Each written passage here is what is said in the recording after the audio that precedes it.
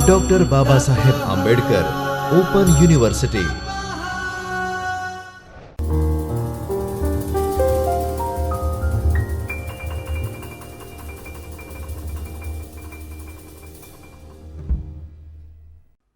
नमस्कार दोस्तों,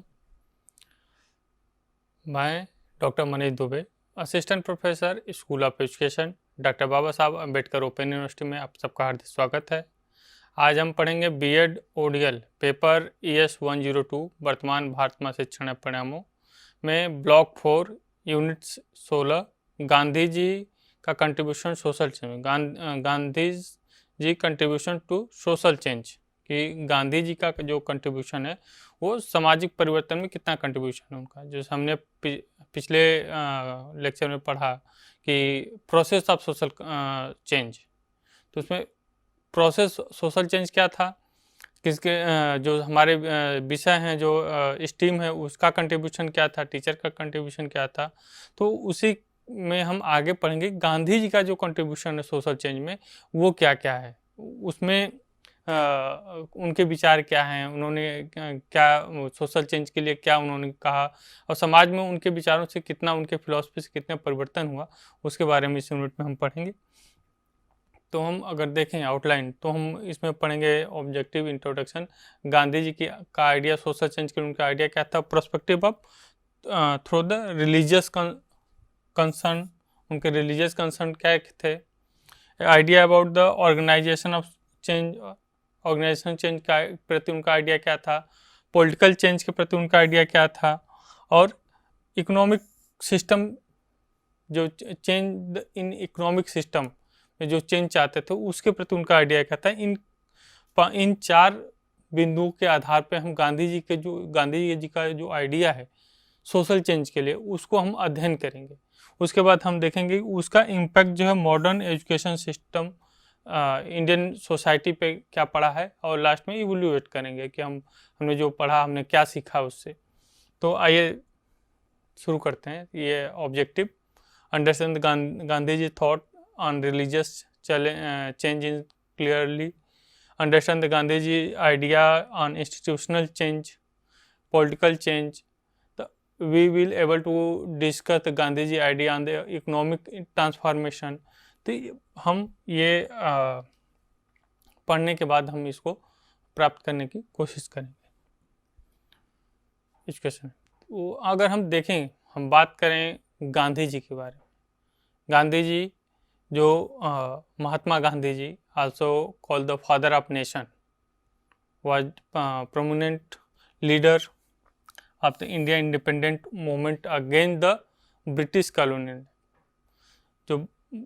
जो अंग्रेज़ों के खिलाफ जो ऐसे महान शख्सियत थे गांधी जी, जो इनका सब लोग जानते हैं उनके बारे में, और ऐसे शख्सियत थे जो उन्होंने अपने दम पे, जो उन्होंने अपने विश्वास से, अपने सत्य के निष्ठा के विश्वास से ब्रिटिश जो कॉलोनी, जो ब्रिटिश में जो गुलाम बनाए थे उसके प्रति उन्होंने आंदोलन किया, अपने फिलॉसफी से अपने उन्होंने आज़ादी दिलाने में मदद की। उनका थोड़ा सा पढ़ लें तो इनका जन्म 2 अक्टूबर 1869 में हुआ था, पोरबंदर में, गुजरात में हुआ था। गांधी जी का जो मेन लाइफ जो एम था, जो डेडिकेटेड जो प्रिंसिपल था उनका नॉन वायलेंस था, non violence, truth and civil disobedience. इस पे मेन उनका फोकस था कि जो समाज है उसमें नॉन वायलेंस लाएं, उसमें हम सत्य के प्रति उनकी निष्ठा थी कि सत्य के प्रति थे। समाज का जो निर्माण हो वो राम राज्य से तुलना करना चाहते हैं कि जो समाज हमारा बने आज़ादी के बाद, ब्रिटिश अंग्रेज़ों से आज़ादी के बाद, तो उस राम राज्य के समाज की को स्थापित करना चाहते हैं। जैसे राम राज्य, राजा राम के समय में जो समाज था, जो व्यवस्था थी, उस हिसाब से जो हमारा समाज बने, हमारा जो देश बने, उसमें जो समाज बने, सोसाइटी है, जो लोग हैं उनको वैसी सुविधाएं मिले, उनको इक्वलिटी मिले, सबको समान अधिकार मिले, सबको समान शिक्षा का अधिकार मिले, हेल्थ का अधिकार मिले, हर चीज़ में उनको समानता मिले, इक्वलिटी की बात करते थे, नॉन वायलेंस करते, जहाँ वायलेंस ना हो उसकी बात। तो उनका मेन प्रिंसिपल था वो नॉन वायलेंस था। गांधी जी फॉर्मेट कह रहा कि इनका जो एक्सपीरियंस था, जो शुरू हुआ तो वो मेन जो सोशल जस्टिस के प्रति, जो अफ्रीका में इन्होंने देखा कि जो कलर के ब्लैक और वाइट का जो वहाँ पे डिस्पर्टी थी, उसके हिसाब से, और जो सोशली दबाया जा रहा था वहाँ, तो सोशल जस्टिस के लिए उन्होंने नॉन वायलेंस का के थ्रू उन्होंने कहा कि जो हम समाज में सोशल जस्टिस की बात उन्होंने वहाँ स्थापित की। उसके बाद देखें तो गांधी जी का जो कंट्रीब्यूशन है, will develop the concept of satyagraha. उन्होंने जो उनका कंट्रीब्यूशन मेन जो satyagraha from the non violence resistance, satyagraha के हिसाब से, नॉन वायलेंस के हिसाब से, जो इनजस्टिस के प्रति जो हम जस्टिस पाना चाहते हैं, या जो समाज में हम इक्वलिटी लाना चाहते हैं, उसमें कोई नॉन वायलेंस ना हो, तो उसके लिए हम नॉन वायलेंस, उसके लिए हम उन्होंने अपनाया सत्याग्रह को अपनाया। जो अंग्रेजों के खिलाफ उन्होंने सत्याग्रह के थ्रू, नॉन वायलेंस के थ्रू, बिना हिंसा के हम आज़ादी को हम प्रोटेस्ट करेंगे, जो हमारे खिलाफ जो इनजस्टिस हो रहा है उसके जस्टिस के लिए। तो उनका जो कंसेप्ट था कि नॉन वायलेंस पे फोकस था, वहाँ सत्य अहिंसा पे उनका विश्वास है कि जो सत्य है, वो सत्य अहिंसा से जो बिना हिंसा के जो प्राप्त किया जाए वही ज़्यादा सही, बेटर है, वो समाज के लिए बेटर, समाज को आगे बढ़ाने के लिए बेटर है। तो गांधी जी की जो फिलॉसफी थी वो नॉन वायलेंस सिविल डिसऑर्डर थी, नॉन वायलेंस फिलॉसफी थी उनकी। उसके बाद आगे हम देखें तो Gandhi ji idea for social change, इसमें अगर हम इस फिगर के हिसाब से समझने की कोशिश करें उनके आइडिया को, तो हम देखेंगे उनका स्वराज जो मेन उनका कंसेप्ट था, उसके लिए उन्होंने इंडिविजुअल लेवल पे, सोशल लेवल पे, पॉलिटिकल लेवल पे, इकोनॉमिक लेवल पे, कल्चर लेवल पे, अलग अलग लेवल पे उन्होंने चेंज है कैसे, self control of the desire and passion, इन्होंने इंडिविजुअल लेवल पे इस चीज़ को बताया। उसके बाद ending untouchability and communal violence के प्रति, सोशल में जो सोसाइटी में इन्होंने फोकस किया कि जो अनवायलेंस हो रहा है, कम्युनल वायलेंस हो रहा है, अनटचबिलिटी है, उसको हटाया जाए, उसको कम किया गया है। तो कहीं न कहीं समाज में अगर हम बात करें तो उसमें वो इस पर फोकस थे कि ऐसा नहीं होना चाहिए, एक हम सभ्य समाज की जहाँ पे वायलेंस न हो, ऐसे समाज की स्थापना के प्रति उन्होंने पूरा प्रयास किया। क्योंकि हम जो पढ़ रहे हैं इनकी आइडिया किसमें, सोशल चेंज के प्रति पढ़ रहे हैं। गांधी जी का जो फिलॉसफी है, गांधी जी की जो आइडिया है, वो सोशल चेंज में कैसे उन्होंने, उनका क्या योगदान रहा, उसके पर्सपेक्टिव से हम देख रहे हैं। तो उसमें पर्सपेक्टिव से आप देखेंगे तो स्वराज के माध्यम से जो उन्होंने सोशल, अगर देखें इंडिविजुअल की बात की तो इंडिविजुअल में जो उसके पर्सनल बिहेवियर की बात हो, सेल्फ कंट्रोल की बात हुआ कि लोगों को क्या करना चाहिए, सेल्फ कंट्रोल होना चाहिए। कोई भी अगर जो बोल रहा है तो अपने आप पे पहले उसे हम अपनाना चाहिए, अब देखना चाहिए कि मैं कर पा नहीं रहा हूँ कि नहीं, तब हम अगले को उस चीज़ को बोल सकते हैं। तो इसलिए सेल्फ कंट्रोल का कंसेप्ट हुआ था इंडिविजुअल में। उसके बाद जब सोशल में आया तो सोशल में बोले जो अनटचबिलिटी प्रैक्टिस में थी उसके अगेंस्ट उन्होंने बोला कि वो नहीं होना चाहिए, कम्युनल वायलेंस नहीं होना चाहिए, एक उनका चला। उसके बाद पॉलिटिक्स में देखो तो डेमोक्रेटिक डिसेंट्रलाइजेशन होना चाहिए, जो समाज जो डिसेंट्रलाइजेशन डेमोक्रेटिक होना चाहिए, तो पावर जो है वो समाज के हाथों में, जो जनता के हाथों में होनी चाहिए, उस पर उनका फोकस था। इकोनॉमिक तो जो था उसमें product by the major cottage industry and land of the tiger, तो इकोनॉमिक भी क्या है, सबको योगदान इकोनॉमिक में करें, इसके लिए एजुकेशन की बात उन्होंने की कि अपना रोजगार ओपन करें। इन्होंने अगर देखें इसका, अगर देखें तो जैसे जो वर्धा योजना की उन्होंने बात की थी, वर्धा शिक्षा योजना की, तो उसमें उन्होंने जो प्राइमरी लेवल पे शिक्षा देने की बात की थी, उसमें उन्होंने कहा था कि बच्चों को सिखाया जाए, स्किल किया जाए, उनको मिट्टी के द्वारा खिलौने बनाने, उनको कताई बुनाई करना, उनको सिखाया जाए, उनको प्रैक्टिस कराया जाए, जिससे उनका स्किल डेवलप होगा और आगे चल के उनके रोजगार में उनके फ़ायदा होगा। तो इस तरह से culture identity, accept the good thing from the all culture and religious, कह रहा है कि जो कल्चरल आइडेंटिटी है उस पर उसकी बात करें, उसमें क्या करें कि जो कल्चरल आइडेंटिटी किससे होनी चाहिए, गुड थिंग से होनी चाहिए, जो अच्छी चीज़ है हमारे धर्म, जो रिलीजियस हमारे जो है कल्चर है, जो रिलीजियस है, जो उसमें अच्छी चीज़ें हैं उनको एक्सेप्ट करना चाहिए।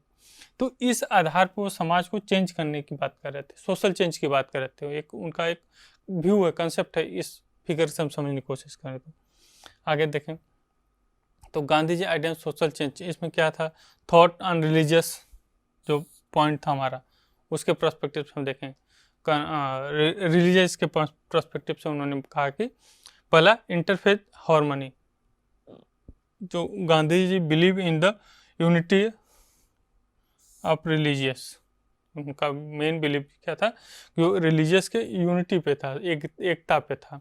उसके बाद कह रहे promote the idea for all religious lead to the same truth. Main कहना था उनका कि जो जितने रिलीजियस हैं उनका जो मेन लीड क्या है, जो ट्रूथ के प्रति, सत्य को जानने के प्रति है। Encourage the mutual respect, understand the between the different of faith, और एक दूसरे को क्या करें, रिस्पेक्ट करें, दूसरे को सम्मान दें, हम उनके विचारों को सम्मान दें, उनके धर्म को सम्मान दें, उनके हम फेथ को सम्मान दें। तो एक दूसरे को सम्मान दें हम, वायलेंस नहीं होना चाहिए वहाँ पे, रिलीजन उनके जो सत्य है उस पर हम फोकस करें, जो ट्रुथ है उस पर हम फोकस करें, सत्य पे हम फोकस है। पॉलिटिक कन्वर्सेशन, इन पे इन्होंने कहा कि he advocate for the non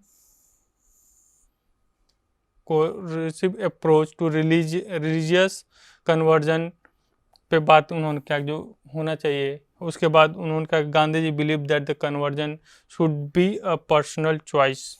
conversion किस पे होना, पर्सनल चॉइस पे कन्वर्जन होना चाहिए।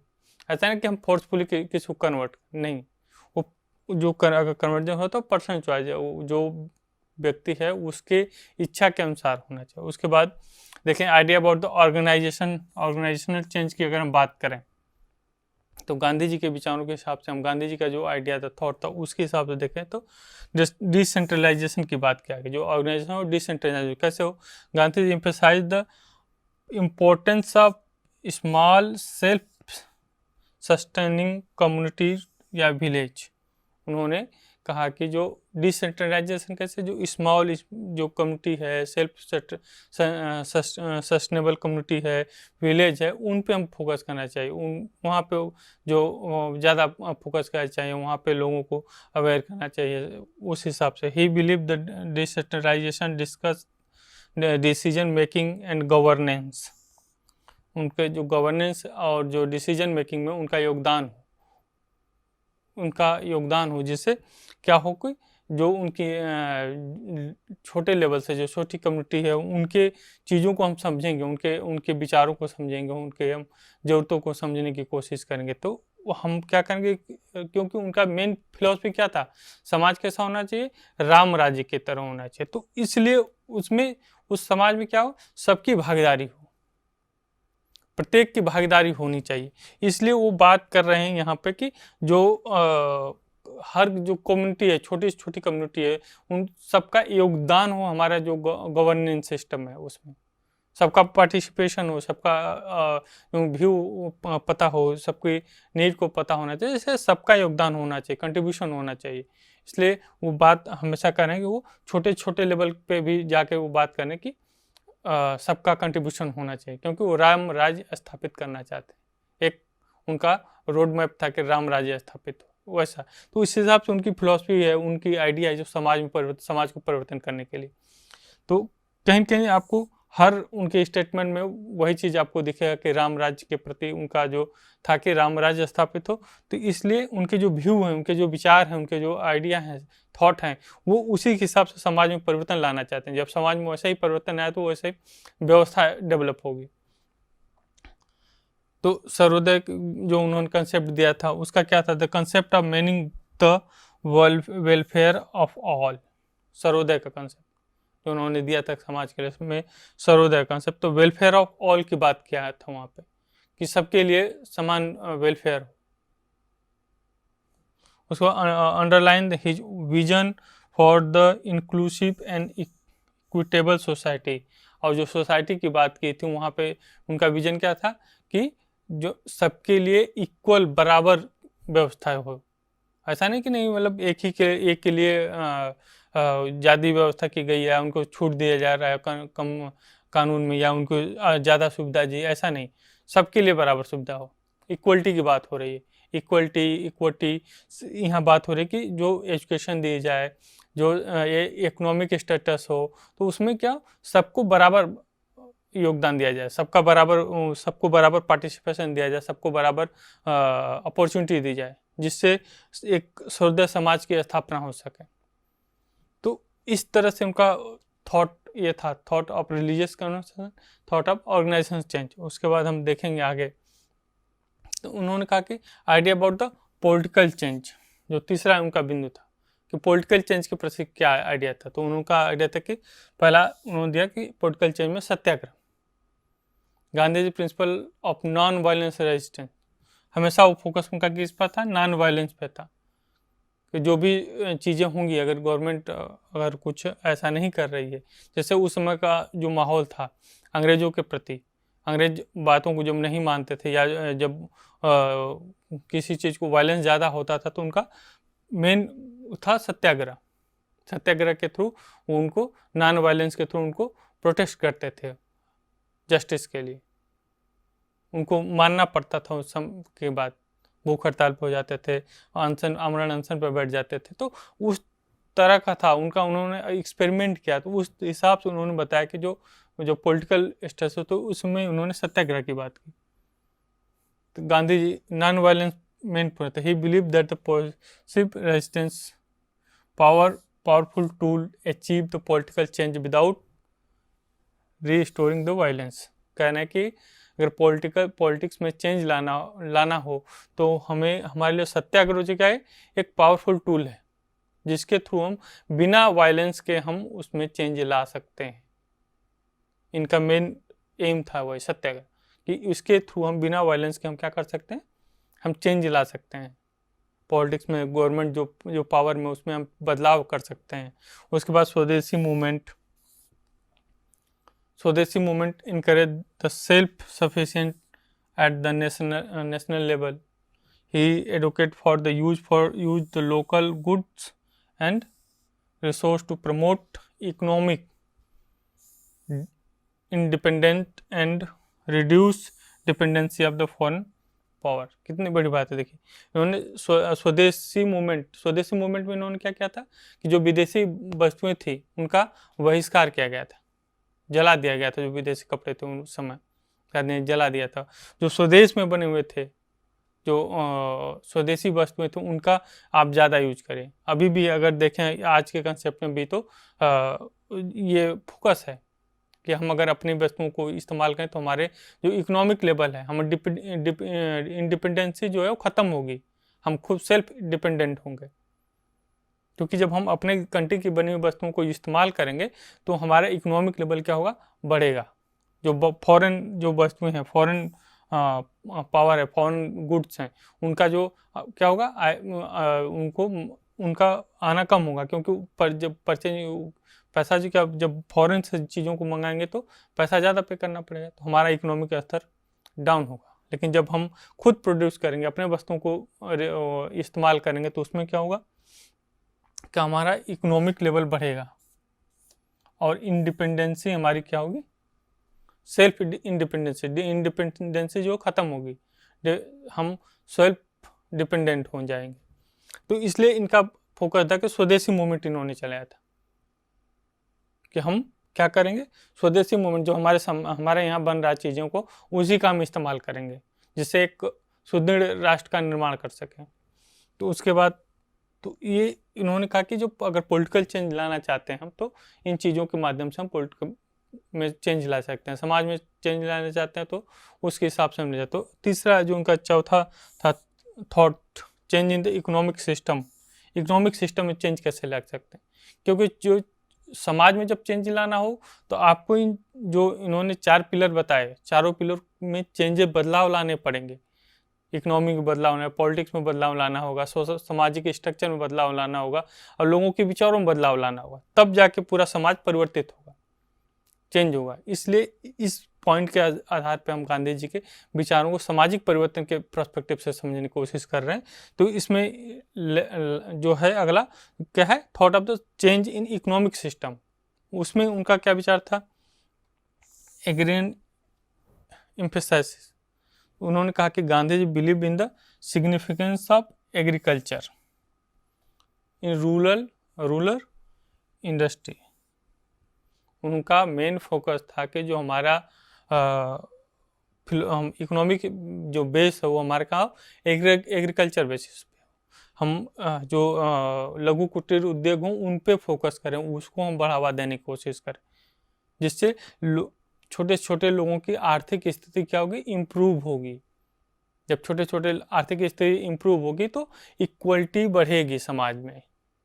ऐसा नहीं कि एक ज़्यादा अमीर हो, एक गरीब का गरीब होता जा रहा है, एक अमीर का अमीर होता है, ऐसा नहीं होगा। जब लघु कुटीर उद्योगों पे हम फोकस करेंगे और जो रूरल इंडस्ट्री की बात करें वहाँ पे क्या हो, लघु कुटीर उद्योग है, जो छोटे छोटे उद्योग धंधे लोग करते हैं उस पर फोकस हो रहा है। नहीं, अब एग्जाम्पल के तौर पर समझ सकते, जब पूंजीवाद का बढ़ावा हुआ, जब पूंजीवाद इंडस्ट्रियल रेवोल्यूशन हुआ तो उसमें क्या हुआ, लघु कुटीर उद्योग जो है बंद हुए। जब बंद हुए तो इंडस्ट्रियलाइजेशन बढ़ा, जब बढ़ा तो समाज में डिस्पैरिटी बढ़ने लगी। तो इसलिए उन्होंने कहा कि एग्रीकल्चर फोकस हो, लघु कुटीर उद्योग जो उस पर फोकस हो, उसको हम बढ़ावा दें। तो उसको जब हम बढ़ावा देंगे तो जो सोशल इनक्वालिटी है वो इक्वलिटी के लेवल पे आएंगे, समाज में इक्वलिटी स्थापित होगी। इकोनॉमिक स्टेटस, क्योंकि इकोनॉमिक स्टेटस बढ़ेगा, जब इकोनॉमिक स्टेटस बढ़ेगा तो समाज में इक्वलिटी आएगी। इसलिए उनका फोकस था कि एग्रीकल्चर पे फोकस था। ही विलेज सेंट्रिक इकोनॉमिक मॉडल, उनका वो एडवोकेट करते थे, वो प्रोत्साहन करना, वो बोलना चाहते थे कि वो प्रेशराइज कर रहा है। उनका आइडिया ये था कि हम विलेज सेंट्रिक इकोनॉमिक मॉडल बनाएं, जो हमारा इकोनॉमिक मॉडल हो विलेज, गांव, रूरल एरिया की तरफ हो, जो गांव है उस सेंट्रिक, वहाँ पे इकोनॉमिक हमारा सेंटर हो, न कि अर्बन एरिया हो। Where self sustaining community could meet their the basic need of locally. वो जो कम्युनिटी है, सेल्फ सस्टेनिंग कम्युनिटी है, वो अपने नीड को लोकल जो वहाँ के प्रोडक्ट हैं उन्हीं से अपनी आवश्यकता को पूरी कर लें। जब वहीं से वो अपनी आवश्यकता को पूरी करेंगे तो वो इस चीज़ को फॉलो करेंगे। स्वदेशी जो मूवमेंट है, जो स्वदेशी अपनाओ का उनका जो मंत्र था, उसको हम फॉलो करेंगे कब, जब हम क्या करेंगे, विलेज इंडस्ट्री पे फोकस करेंगे, रूल जो उसके बाद जो हम अपना इकोनॉमिक जो सेंटर है, इकोनॉमिक मॉडल जो है उनका उन्होंने दिया विलेज सेंट्रिक इकोनॉमिक मॉडल। जब वो विलेज सेंट्रिक इकोनॉमिक मॉडल होगा तो जो वहाँ की जो कम्युनिटी है, जो वहाँ का समाज है, वो उसकी जो ज़रूरतें हैं वो लोकली पूरी हो जाएंगी। तो जिससे क्या होगा, लोकली पूरी होंगी मतलब वहाँ के जो प्रोडक्ट होंगे जिससे उनकी आवश्यकता पूरी हो जाएंगी। तो ऐसे स्वदेशी मूवमेंट होगा, उनका इकोनॉमिक स्टेटस अप होगा।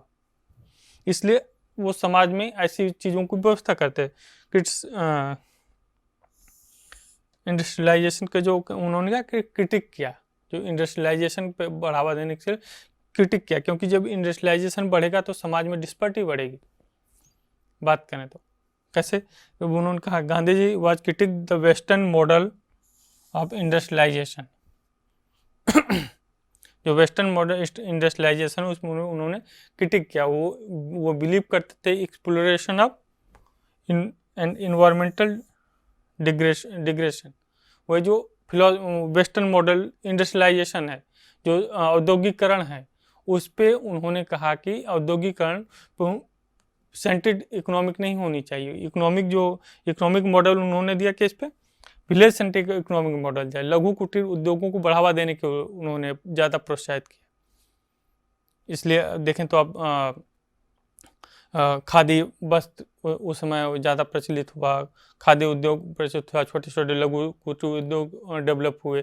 तो उस पे बेस करके उन्होंने सोचा कि जो शिक्षा उन्होंने देना चाहिए, अगर देखें तो उन्होंने कहा कि छोटे बच्चों को क्या है, खुद करके जो प्राइमरी में उनको सिखाया जाए, तो मिट्टी से खिलौने बनाना सिखाया जाए, स्किल एजुकेशन उनको प्रोवाइड किया जाए, जिससे वो आगे चल के वो अपने लघु कुटीर उद्योग में वो क्या करें, बढ़ावा करें, अपने स्किल से वो अपने जो उनका इनकम हो उस पर वो फोकस हो, उसको वो डेवलप कर सकें। तो एक दूसरे से देखेंगे तो सारी चीज़ें लिंकेज हैं, कहीं ना कहीं उनका जो फिलॉसफी है वो ये सारी फिलॉसफी उनकी एक कैसे समाज के लिए, राम राज्य स्थापित करने के लिए उनका मेन जो फिलॉसफी मेन फोकस है समाज का, समाज कैसा होना चाहिए, राम राज्य की तरह होना चाहिए। तो उसको स्थापित करने के लिए उनकी फिलॉसफी में, उनके थॉट में, उनके आइडिया में कहीं ना कहीं वो सारी चीज़ें आपको स्पष्ट दिख रही हैं कि वो इन नॉन वायलेंस की बात कर रहे हैं कि वायलेंस नहीं होना चाहिए, सत्य पे होना चाहिए, जो रूलर्स जो समाज है उसमें सभी का योगदान होना चाहिए, जो गवर्नमेंट जो पावर में है उसमें सभी लोगों का योगदान होना चाहिए, सबको इक्वलिटी होना चाहिए, सबको equal education, equal health, equal शिक्षा, रहने की व्यवस्था, खाने की फूड, सबको इक्वल होना चाहिए, सबके लिए रूल बराबर होना चाहिए। तो ये सारी जो उनका थॉट है वो एक ही उनका जो फिलोसफिकल एम था, जो समाजदार जो थिंक में उन्होंने कहा था रामराज, उसी पे बात करें, उसी पे सारी आइडिया इनका है, जो समाज में परिवर्तन करना चाहते हैं उसी के बेसिस पे। उसके बाद देखें तो impact of modern education in Indian society, इसमें क्या क्या कर सकते हैं हम देखें तो कह रहे हैं impact of rural society, impact rural society पे क्या इम्पैक्ट क्या है, इंक्रीज द लिटरेसी रेट। अगर रूरल सोसाइटी को हम डेवलप करते हैं, जो हमारा लिटरेसी रेट है उसको हमको इंक्रीज करना चाहिए। Modern education initiative have to be significant rise the literacy rate in rural area, क्योंकि जब एजुकेशन स्तर बढ़ेगा तो हमारा अवेयरनेस बढ़ेगी, हम अपने अधिकारों को जानेंगे और चीज़ों को आगे बढ़ेंगे। उसके बाद एम्पावरमेंट एंड अवेयरनेस, जब हम लिटरेसी रेट, जब हमारा एजुकेशन लेवल हाई होगा तो हम अपने आप को एम्पावर करेंगे, क्योंकि एजुकेशन क्या करता है, हमारे सर्वांगीण विकास में योगदान देता है, हमारे शक्ति को और वो आगे बढ़ाता है, पावरफुल करता है हमें। तो एम्पावरमेंट एंड अवेयरनेस हमें बढ़ेगी, जो हमारा अधिकार है उसको, जो हमारे पावर है उसको हम, जो कम्युनिटी के पावर है उसको हम जानेंगे, स्किल होंगे हम। तो उस हिसाब से फिर एग्रीकल्चर इनोवेशन, तो एग्रीकल्चर की बात करें तो उनका agriculture innovation, modern impact of modern education की बात हो रही है, जो उनके विचारों का इम्पैक्ट क्या क्या मॉडर्न एजुकेशन एग्रीकल्चर इनोवेशन की बात हो गई कि एग्रीकल्चर में नए नए टेक्नोलॉजी का इस्तेमाल किया, जैसे ज़्यादा से ज़्यादा प्रोडक्शन हो। क्या करें, education educate individual in the rural area have the introduce modern agriculture techniques, enhance the productivity and economic level। जैसे क्या होगा इम्पैक्ट आखिर कहाँ जा रहा है कि जो हम एग्रीकल्चर में जब टेक्नोलॉजी का इनोवेशन का यूज करेंगे तो जो प्रोडक्शन है एग्रीकल्चर का, वो कृषि का, वो बढ़ेगा। जब वो बढ़ेगा, जब हम उसको बेचेंगे तो बेसिकली हमारा क्या इकोनॉमिक लेवल बढ़ेगा। तो जो रूरल एरिया में जो समाज है उसका जो कंट्रीब्यूशन इकोनॉमिक में ज़्यादा से ज़्यादा होगा। तो इससे क्या होगा कि हमारे जो हमारे समाज, जो रूरल एरिया में समाज है, जो ज़्यादा एग्रीकल्चर से जो इकोनॉमिक का कंट्रीब्यूशन होगा तो हम सेल्फ डिपेंडेंट ज़्यादा होंगे, लेवल हमारा बढ़ेगा। उसमें impact the urban society, urban society पे क्या इम्पैक्ट है, रूरल सोसाइटी पे, अर्बन सोसाइटी पे। इसमें diversification of the processing, modern education have influence the career choice in urban area, leading to a shift from the traditional occupation to a broader range of the professional in the sector of such as IIT। कह रहा है कि जब हम urban area की बात कर रहे हैं तो एजुकेशन का इम्पैक्ट, मॉडर्न एजुकेशन का इम्पैक्ट क्या पड़ा है जो सोसाइटी पे, तो उसका कह रहा है कि जो हम एजुकेटेड हो रहे हैं, मॉडर्न एजुकेशन जो इनोवेशन को मॉडर्न एजुकेशन के थ्रू जब हम इन्फ्लुएंस हो रहे हैं, जो हम एजुकेट हो रहे हैं, तो हमारा जो स्किल क्या है वो ब्रॉडर हो रहा है, ब्रॉडर आईटी का हम इस्तेमाल कर रहे हैं, फाइनेंस, हेल्थ केयर एंड अलग अलग सर्विस का हम इस्तेमाल कर रहे हैं, ज़्यादा हम आसानी से इस्तेमाल कर रहे हैं उसको, हम ज़्यादा आसानी से क्या कर सकते हैं उसको, एजुकेशन होंगे तो जानेंगे चीज़ों को ज़्यादा अच्छे से, हम हेल्थ केयर हो गया, सर्विस हो गया, सोशल सर्विस हम प्रोवाइड कर सकते हैं, जैसे ज़्यादा से ज़्यादा लोगों को बचाया जा सकता है। टेक्नोलॉजी एडवांसमेंट, एक जो मॉडर्न एजुकेशन है उसके थ्रू हमारा टेक्नोलॉजी एडवांसमेंट हुआ।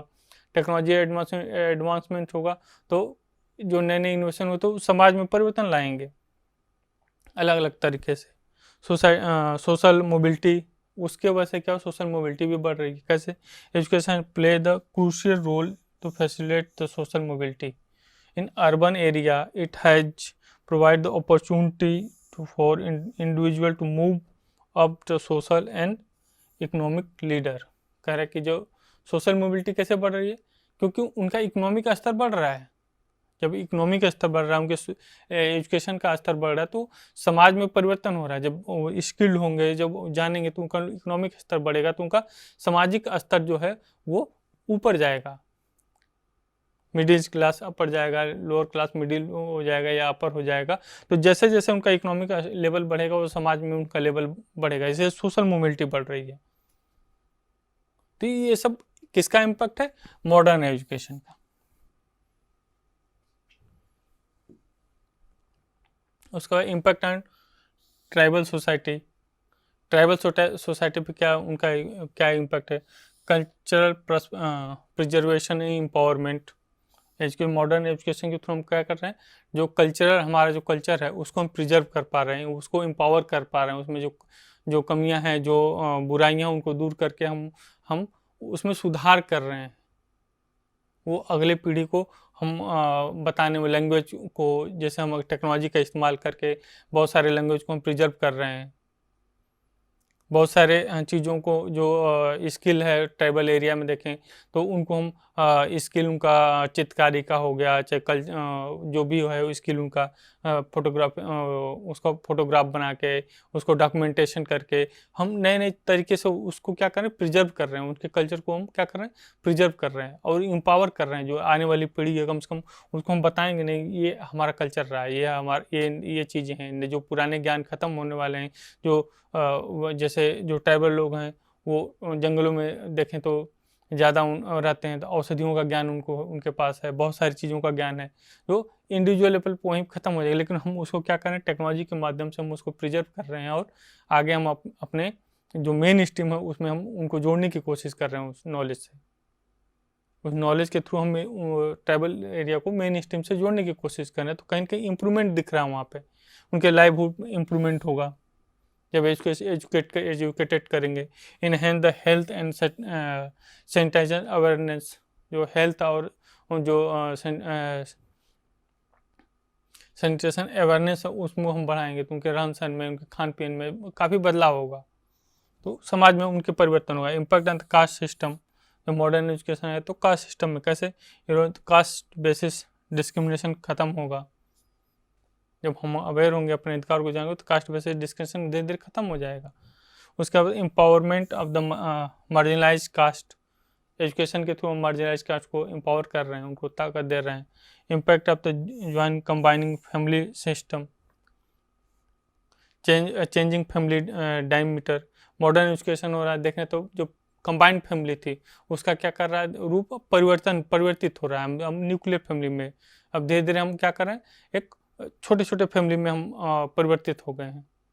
क्योंकि कैसे हो गए, क्योंकि हमने शिक्षा ली, घर से हम बाहर आए, शहरों में आए, शहरों में हम वहीं रहना शुरू किया, तो धीरे धीरे फैमिली क्या हुई, अलग हो गई। देखें तो कंबाइंड चेंज फैमिली जो डायमेंशन है उसका चेंज हुआ। अब कहीं न कहीं वो टूटा है। देखें impact women and society.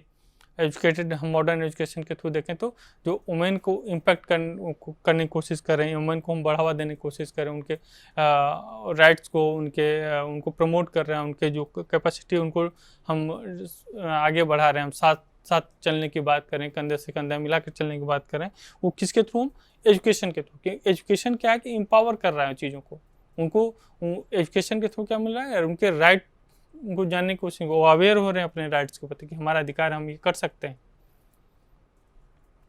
Family planning and health, इसमें भी मदद मिल रही है। तो इन सब चीज़ों के आधार पर हम देखें तो मॉडर्न एजुकेशन तो समाज में धीरे धीरे कैसे परिवर्तन लाया जा रहा है, उस चीज़ों को हमने देखा।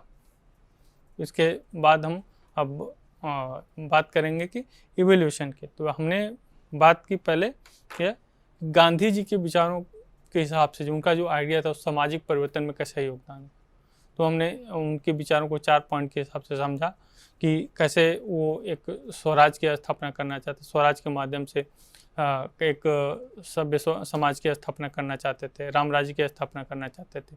उसके बाद कैसे उन्होंने अलग अलग चीज़ों से जो पॉलिटिक्स में लोगों का भागीदारी हो, इकोनॉमिक जो हो, विलेज सेंट्रिक इकोनॉमिक हो मॉडल उन्होंने बताया।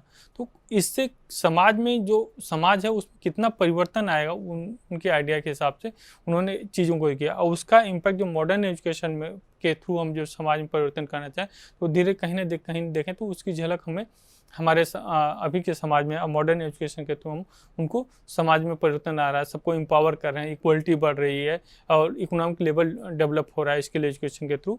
तो गवर्नमेंट भी बहुत सारे पार्टिसिपेट कर रही है, बहुत सारे नए नए उन्होंने प्रोग्राम वो किए हैं, लॉन्च किए हैं, जिससे लोग क्या कि अवेयर हों, स्किल्ड हों और नए नए कुटीर उद्योगों में पार्टिसिपेट करें, रोजगार बढ़े, जिससे तो नए नए इनोवेशन सेंटर खोले जा रहे हैं जिससे लोगों को स्किल किया जाए, नए नए एंटरप्रेन्योरशिप ओपन हो रहे हैं। तो कहीं न कहीं ये चीज़ें देखें तो बढ़ावा देने की बात करें, गवर्नमेंट बात करे कि स्वदेशी चीज़ों को अपनाइए, ज़्यादा से ज़्यादा स्वदेशी चीज़ों को अपनाइए।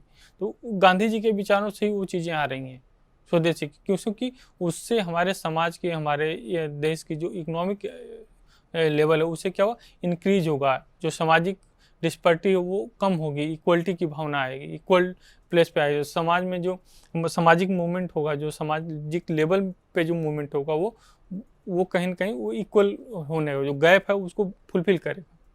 तो इस आधार पर हम देखें तो गांधी जी के विचारों के हिसाब से समाज में कैसे परिवर्तन ला सकते हैं, आसानी से हमने इसको समझा।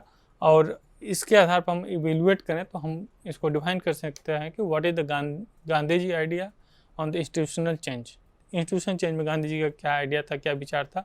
जिसके बाद गांधी जी थॉट और रिलीजियस चेंज क्लियरली, रिलीजियस जो चेंज है, जो समाज में धार्मिक परिवर्तन होना चाहिए, उसमें गांधी जी का क्या विचार था उसको डिस्क्राइब कर सकते हैं। Explain the curriculum for human right in education, कि अगर करिकुलम में क्या क्या हम चेंजेस ला सकते हैं, गांधी जी के हिसाब से हम क्या चेंजेस ला सकते हैं, उनके आइडिया के हिसाब से समाज में परिवर्तन कैसे ला सकते हैं, उनका मॉडर्न जो एजुकेशन है उसका इम्पैक्ट क्या सोसाइटी पर पड़ा है, उस हिसाब से हम देखें तो हम आसानी से इसको समझ सकते हैं और कर सकते हैं। तो इसके साथ नमस्कार। स्वाध्यायः परमं